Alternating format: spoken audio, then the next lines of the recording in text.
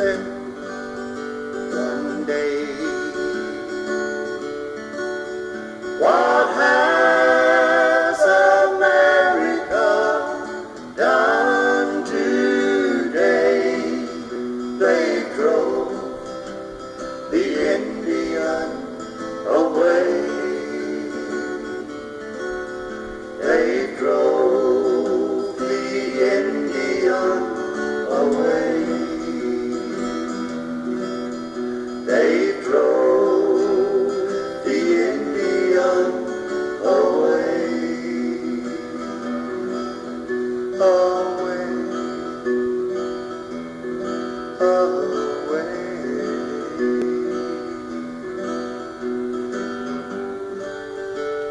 American history tells us of many brave Indian chiefs, such as Red Cloud, chief of the Sioux, which battled the American army to a standstill.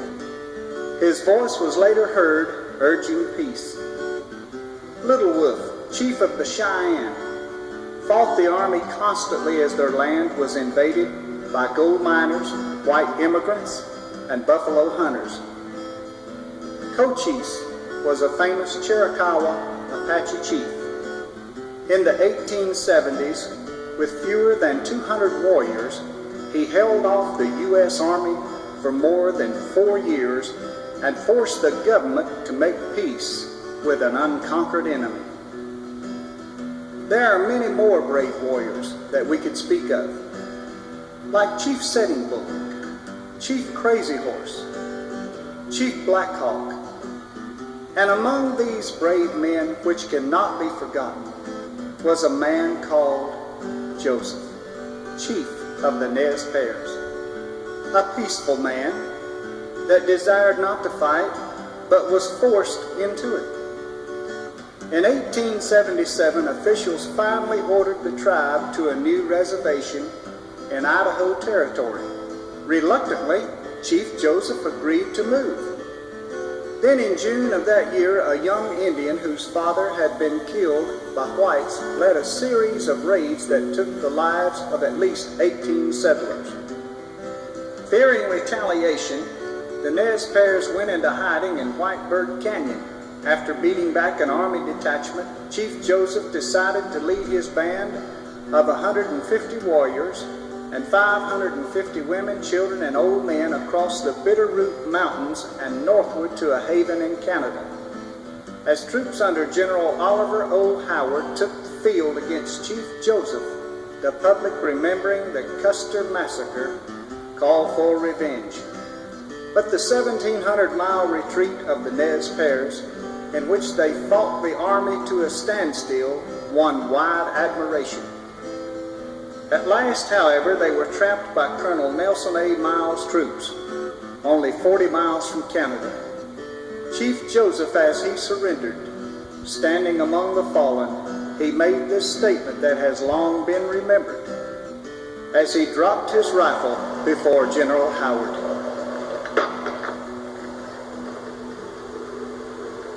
I know your heart, General Howard. What you have said before, I have it in my heart. I am tired of fighting.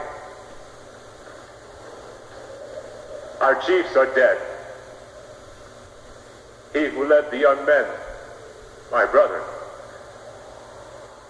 Olcott, is dead. It is the young men who say yes or no. It is cold, and we have no blankets. The little children are freezing to death. My people, some of them have run away into the hills and have no blankets, no food. No one knows where they are. Perhaps they are freezing to death. I want to have time to look for my children and see how many I can find. Maybe I shall find them among the dead.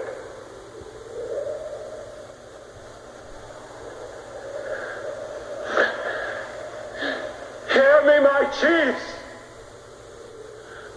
I'm tired.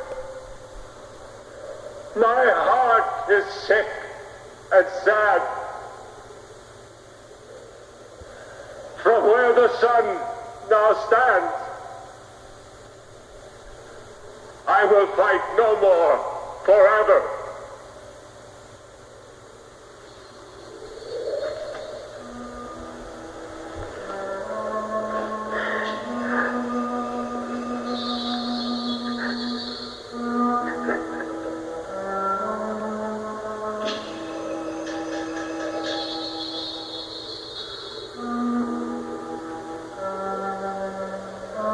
Get the surgeon. Bring in their wound.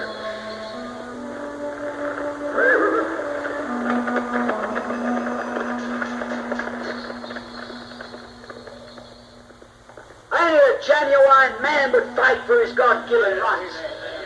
It's a stain on the American flag what they did to the American Indian. After all, it belonged to him. What would you think if Japan or some Russia would come in and say, get out of here, get back out here and do us and our children the way we did those Indians.